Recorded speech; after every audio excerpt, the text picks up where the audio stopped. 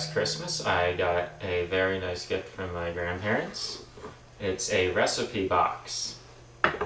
And inside this very recipe box, I have a recipe from my grandmother for marinated carrots. And I'm going to tell you how to make them. So looking at the ingredient list here, we need 2 pounds of carrots, 1 onion, 3/4 of a cup white vinegar, 3/4 of a cup sugar, 1 teaspoon of salt, 1 teaspoon of pepper, 1 can of condensed Campbell's tomato soup, 1/2 a cup of salad oil, it's also known as canola oil, 1 teaspoon of Worcestershire sauce,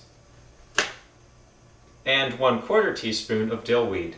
So first let's prepare our 2 pounds of carrots. We're going to wash them and then peel them. So I don't understand why stores would sell dirty carrots, but you're always supposed to wash vegetables, I think just by rinsing them underwater. Next, I'm told that I'm supposed to actually peel these as well before I get into the whole process of the recipe. I've never used a vegetable peeler before, but I just picked one up at the store, so we're going to see how this goes.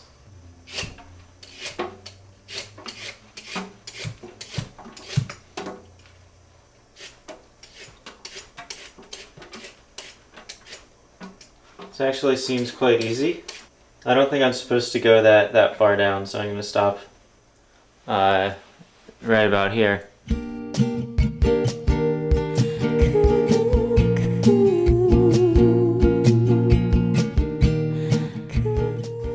Okay, that wasn't very hard.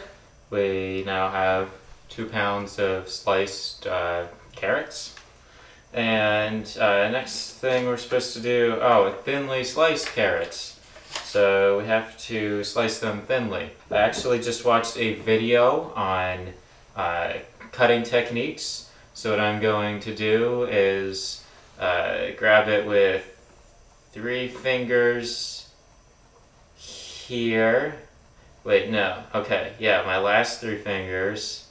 And then my thumb, I'm going to have at an angle, and my index finger, I'm just gonna kind of grab it turned around like this.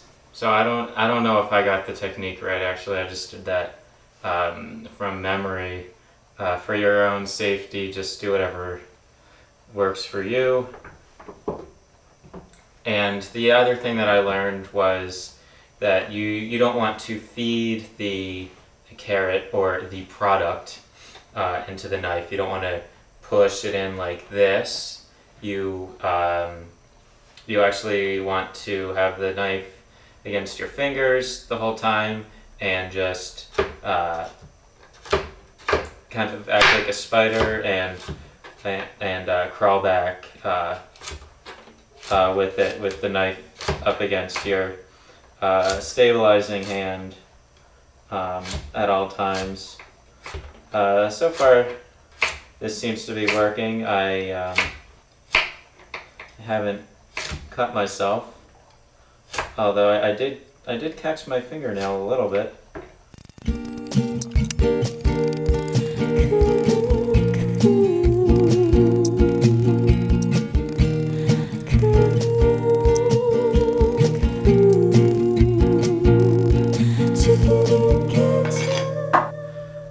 These are a lot of carrots. I guess this recipe is probably if you're going to be serving to several people and not just cooking for yourself, which is what I usually do. Okay, so what we need to do is cover the carrots in water in a saucepan with a lid. So, as you know, if you've been watching before, a saucepan is a pan that's large enough to put sauce in, I guess. The difference between a pot and a pan, I later heard, is the handle. So this is still in the pan category. I'll call it a saucepan. and a pot would have 2 handles. Okay, so I'm going to take the carrots and let's see here. Doing pretty well. I've only lost just a little bit to the floor. Don't eat those. I probably should have just been putting this into the pan as I was going along. Okay, that's good enough. And now I'm going to cover this with water. Okay, so you're supposed to make sure that you have the lid on the saucepan, and we're going to cook until barely tender. So I don't know exactly how to judge that, but it does say to bring it to a boil, so I know how to do that. I'm going to go ahead and just turn this up to high, and once it starts boiling, I'm probably just going to let it cook for, I don't know, a couple minutes, and then we'll just say that that's barely tender, because I don't really know, when does it go from raw to barely tender? I guess it's just a taste thing.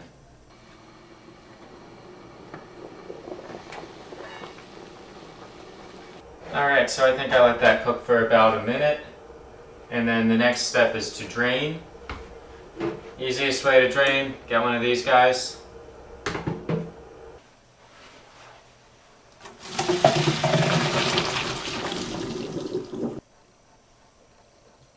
Okay, so I actually just tasted one of the little pieces of carrot, and it was hot, first of all, but it tasted cooked while still being crunchy. So I think I actually hit that barely tender bit there with just a couple of minutes of boiling. So the next thing we have to do is we're going to combine all the other ingredients into another saucepan.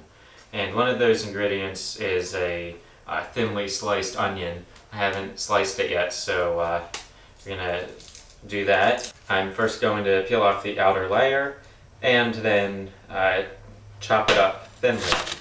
As I mentioned earlier, I just actually watched a video on knife technique, but I have to admit I was kind of checking my email during a lot of it and not really paying attention when they were slicing the onion, so what you're seeing is probably not the best way to go about it, especially since I'm getting a lot of this on the floor, which is gonna probably mess up my measurements. But I guess the only thing that matters here is to get your onion mixed up into a bunch of tiny pieces.